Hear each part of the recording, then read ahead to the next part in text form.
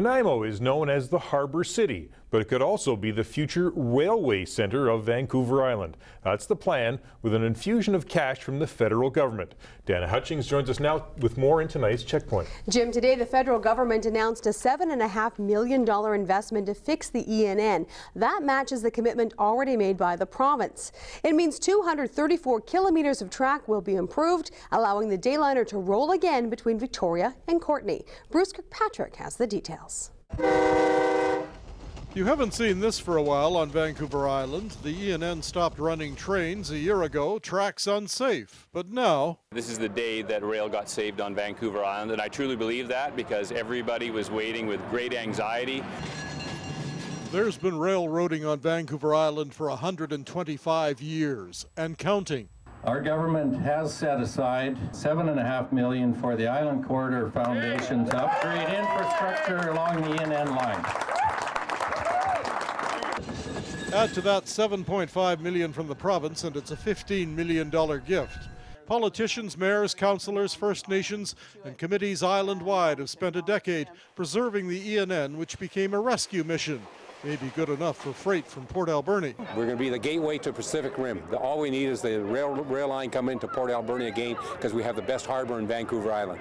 The deal to get trains going again involves cooperation from the First Nations, land grant agreements. Island Corridor Foundation is about connecting communities. You know, this is a dream come true today. Southern Railway operates the freight service and has been able to keep 13 employees working for the past year on the island. Unfortunately, I have 14 on a kind of a layoff status right now. Will they be reemployed? They will be reemployed.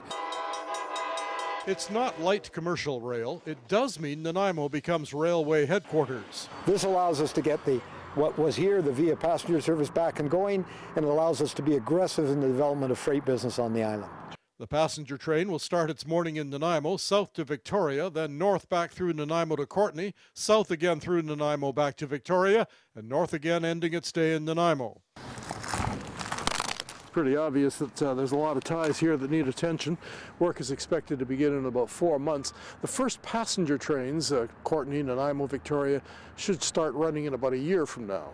For this woman, the continuation of the passenger ENN service is personal. I've been with Via Rail 37 years and I've been on the island for 20 years. Are you going back to work? I'd like to think that after today's announcement I'd be recalled sometime soon. Via Rail has built 3 new rail cars for Vancouver Island. They're in Moncton, New Brunswick and will be moved west soon. Rolling stock coming back next year.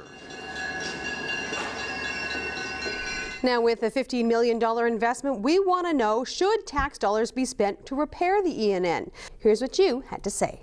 I would have to say yes in a way because that train ride up to the top of the island back is a beautiful thing. I don't see why not. Spend it on everything else. The old island commuter was great. I mean, for a reasonable price, you can go up island with pretty good timing too. I do, just because I think it's a good use of resources and I think it's a vital line for a lot of people up and down the island and, you know, reduces emissions, all those kind of good things, and, you know, yeah, I support it. Absolutely, it's a good use of tax dollars because any way of commuting from wherever we need to go here up island is great. From Facebook, Carrie says, it's about time. I work in tourism and that railroad is important to the tourism industry on Vancouver Island. From Twitter, Colin says, no, time to change rails to trails for the majority and a short section of commuter rail in the CRD. Jean says, absolutely. It was part of the enticement to get BC to join Confederation to have this railway line in perpetuity. And the results of our web poll, 85% agree with Jean and say yes, only 15% think the money should not be spent. Now, of the $15 million investment, $500,000 has already been spent on an engineering study. The rest will pay for replacement ties and ballast along the line. And that's tonight's Checkpoint.